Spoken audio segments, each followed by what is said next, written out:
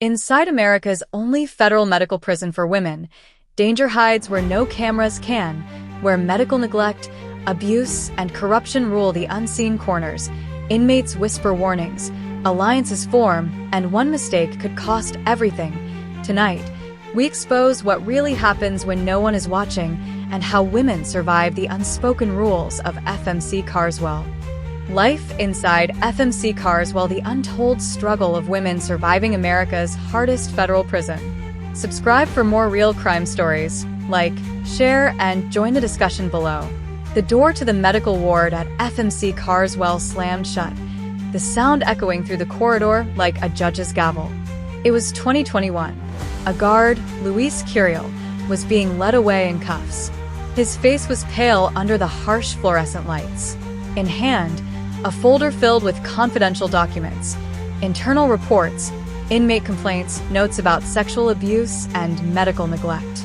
For the women inside, this was more than a scandal, it was a breaking point. Down the hall, inmates clustered near cell doors, whispering. Some clutched letters, others stared at the floor. A few had tears in their eyes. They knew what this meant. Cameras may have been watching the common areas, but not everything. Not where abuse happened, not where pain was ignored. Suddenly, the walls felt thinner. The guards who once walked by with indifference now carried shame. The faint hum of the AC mixed with the uneasy silence. An older inmate, frail, thin, leaned against the wall. She had begged for medical help for months. Pain, bleeding, weakness. Each time she came forward, she was told, later. Now, with this guard's arrest, she wondered if later had just become today. Another inmate, once too frightened to speak, pressed her hand against the bars and whispered, "Now they know." But the story couldn't end here. The moment was raw, volatile, loaded with dread and hope. The screen would cut to black. The viewer's heart would race. One question hung in the air. How many more women had suffered, unseen, unheard, before the cameras turned on? And with that, the truth froze in the hallway of FMC Carswell.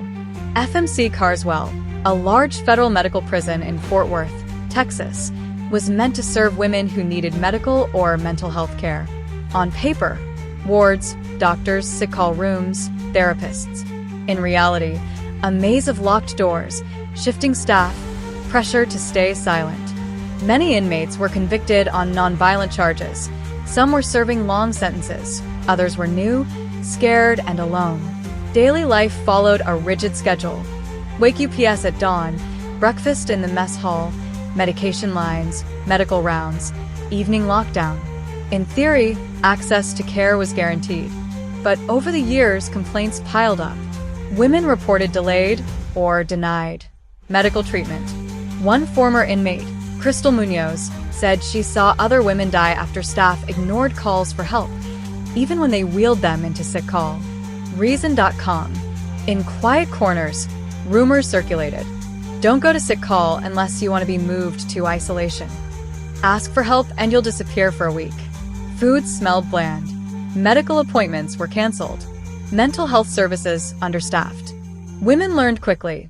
Speaking up meant risk, retaliation, solitary, or worse. Even worse were the abuses of trust. Over decades, multiple staff at Carswell were convicted for sexually abusing inmates. Wikipedia.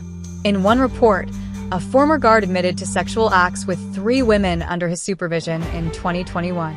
Department of Justice. Another recreation specialist, Marilis Nix, was later accused of repeatedly raping an inmate in rooms not covered by cameras. Quorum Report.com. Over the years, inmates spoke of manipulation, threats, cover UPS. Many were too afraid to report. Some were moved, silenced, lost.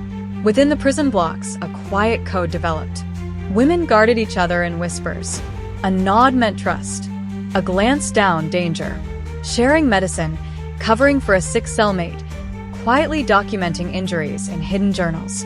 Bonds formed between women who understood the stakes. Solidarity wasn't optional, it was survival. But pressure mounted. In 2020, when the global pandemic hit, more than 500 women at Carswell tested positive for COVID-19. The virus spread fast in crowded cells, despite warnings and pleas for better care. Business today: overworked medical staff, delayed testing, fear among inmates. One woman died. Another collapsed alone in a cell. The alarms were ignored. The cameras were always on, but not that day. As whispers turned into anger, and anger simmered into fear, the inmates realized the real danger wasn't just from their sentences, it was from the people meant to protect them. And just when it seemed the system might finally crack, another storm approached, a lawsuit that threatened to expose every secret, every abuse. The sun had just begun to rise outside FMC Carswell when the first legal papers were filed. The courthouse door seemed distant, but for many women locked inside, hope had never felt closer. A former inmate, let's call her Jane Doe, signed a lawsuit in 2020 for alleging repeated sexual assaults by staff at Carswell, including instances where staff lured her to supply closets without surveillance. Quorum report at Com. Inside the prison, buzz spread quickly. Some guards tried to act normal, but the tension was thick. Others whispered about transfers, cover UPS, investigations. Inmates watched each other carefully. Doors that once locked at night stayed open. Phones rang. Keys changed hands. For many, it felt like a quiet uprising, not with shouts or violence, but with data, names, evidence. Lawyers filed motions. Investigators from the U.S. Department of Justice Office of Inspector General, OIG, opened inquiries. The old guard, the code of silence, began crumbling. One by one, stories poured out. Forced silence, ignored medical emergencies, rape, retaliation, isolation. Department of Justice. Among the inmates, a strange calm set in. Women who avoided each other now shared newsletters, typed in small text on prison paper, passed under doors, hidden in laundry bins. They copied events. Who was moved, what day medical request was denied, which guard had keys to which wing. Secret networks formed. Some offered to testify. Others compiled records. Still, fear lingered. The prison responded with lockdowns. Lights stayed on all night. Phones confiscated. Some women were put into solitary. A few disappeared into transfer vans under guard escort. Rumors said they were sent far away or stayed silent. Others trembled at the sound of keys sliding. Yet the letters kept coming. The documents piled up. Outside, media outlets caught wind. Reports began to emerge in newspapers and legal filings. Attention shone on Carswell like an interrogation lamp. For the first time in years, inmates felt visibility, not through cameras but through public scrutiny. Families watched, lawyers pushed, investigators dug. In one final dramatic turn, a former guard admitted guilt in 2022. Luis Curiel pleaded guilty to 2 counts of sexual abuse of a ward. Department of Justice. That confession cracked the door open, but many women believed many more remained inside. The prison halls echoed differently now. Doors still slammed.